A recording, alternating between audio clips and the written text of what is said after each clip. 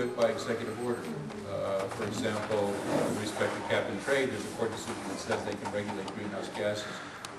And so the main line of defense against that is going to be not Congress, but the attorneys general fighting for our 10th Amendment rights. And you know, I'm sure you all remember 10th Amendment is one that says those powers not expressly given to the federal government are reserved to the states or the people respectively. And as you guys know, I fought very hard for our 10th Amendment rights in the Flores case, or the Horne versus Flores case, as it's known in the United States Supreme Court, where we put a stop to federal judges trying to micromanage our education finances. And I will join, obviously, the lawsuit to declare Obama health care unconstitutional, which is a 10th Amendment case. So the election of attorneys general in the states becomes very important. And Arizona's on the tip of the spear.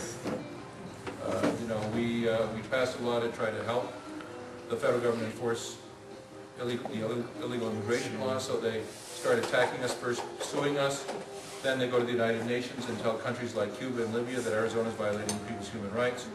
They go after the community colleges because they make non-citizens fill out a form to demonstrate that they're here legally.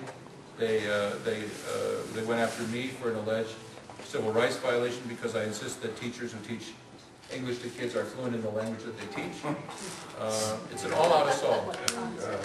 And so since Arizona is the tip of the spear, if you accept the premise that attorneys general become the most important line of defense with the 10th Amendment, and Arizona is the tip of the spear, I will quote my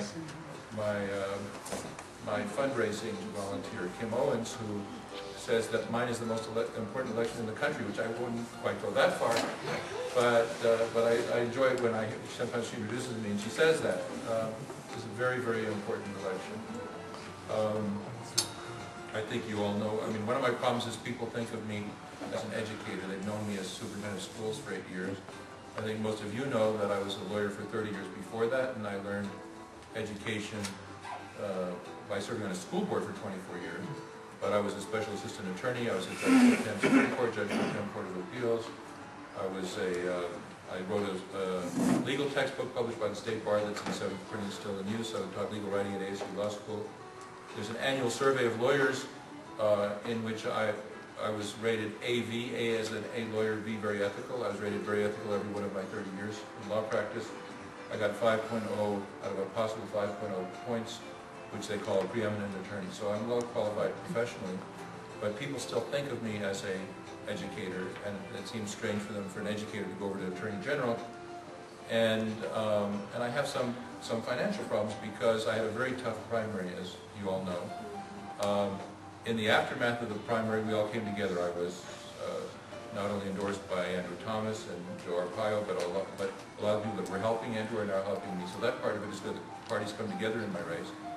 But the bad part is I spent a lot of money in the primary. I went $40,000 into debt, and so the first $40,000 I raised after the primary, and my primary lasted a week longer than everybody else's because it took them so long to count the votes. And then the first $40,000 I raised, I had to pay my debts. So I'm way behind in my fundraising. I'm trying to save all my money for television. We've run out of the glossy literature, and we're not reprinting it from now. We're circulating a black and white piece, which we're using instead. If you think I shouldn't, I mean, I'm open to using money to reprint more literature, but my thought is to save that money for TV. And I'm out of yard signs. I'm not printing more yard signs unless people tell me they think I'm making a mistake. I'm going to just raise as much as I can and put as much as I can into TV. If any of you can help, I appreciate it very much. And you can do it online at electtomhorne.com, or you can give me a check if you want to, or you can send a check to Tom Horne for AG, 2824 East Mission Lane, Phoenix 85028. That address is also on the website. Check would be Tom Horne for AG. Tom Horne for AG. And that would be the most important help that you can give me. My 3 priorities as Attorney General would be: number 1, to strictly enforce the border and fight illegal immigration. Obviously I will strongly defend 1070 in the courts, and win it in the Supreme Court if necessary, as I won Horne versus Flores in the Supreme Court.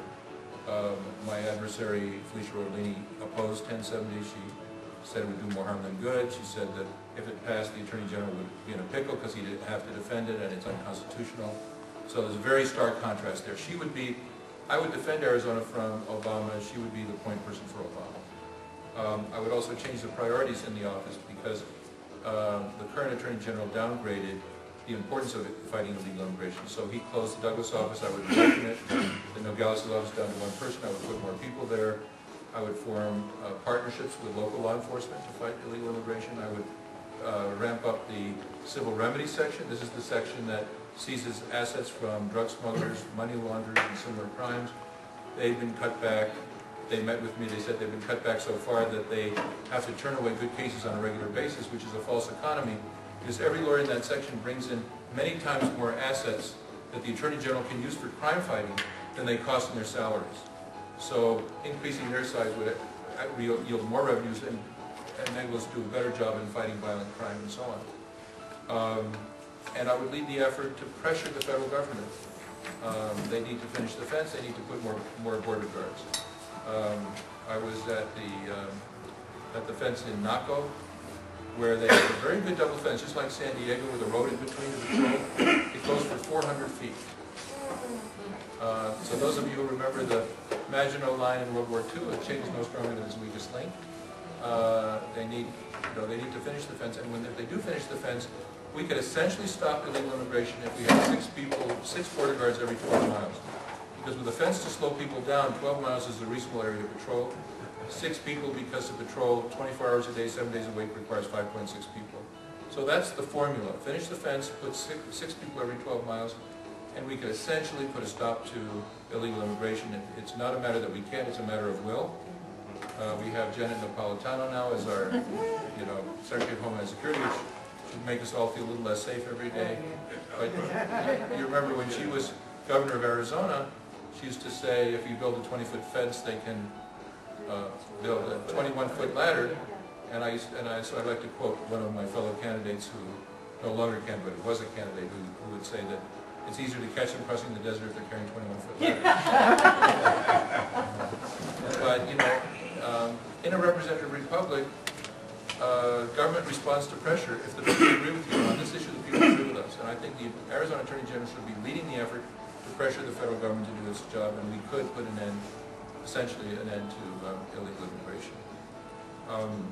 One of the things I sometimes talk about, which causes a certain amount of division in Tucson, where they demonstrate against me, and the kids say, "Horne, Horne, we wish you were never born." And they had a street play called "The Killing of Tom Horne." If any of you want to see "The Killing of Tom Horne," go on my website, electomhorne.com, because I put in the film that one of the TV stations took, where somebody wears a mask over my face and they kill him in this little play. And this is my fight against ethnic studies there.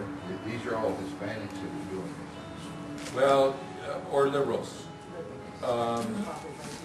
This is my fight against ethnic studies, where they divide kids by race. So they've got Raza studies for Latino kids, African American studies for the African American kids, Indian studies for the Native American kids, Asian studies for the Asian kids. They got them divided up just like in the Old South. And my belief is that the fundamental American value is that we're all individuals. That what matters about us is what we know and what we can do and what is our character, and not what race we report into. And the public schools, one of the roles of the public schools is to take kids from different backgrounds and teach them to treat each other as individuals, and not use the schools to inspire kids with ethnic chauvinism, which is exactly what the schools should not be doing. And then particularly in the Raza Studies class, they're taught by a group of radicals. They teach them that they live in occupied Mexico, that they look around, they see occupied territory, that California, Arizona, New Mexico, the states that were taken from Mexico in 1848 should be given back, that the United States is run by white, racist, imperialist males that want to oppress Latinos. One of their textbooks is The Pedagogy of the Oppressed by Paulo Freire, who's a well-known Brazilian Marxist. I believe these kids' parents and grandparents came to this country, most of them legally. This is the land of opportunity. And They trust their kids to our schools, and we need to teach these kids this is the land of opportunity. If they work hard, they can achieve whatever they want to achieve, and not teach them that they're oppressed. And so I wrote a bill to give the department the power to put a stop to this.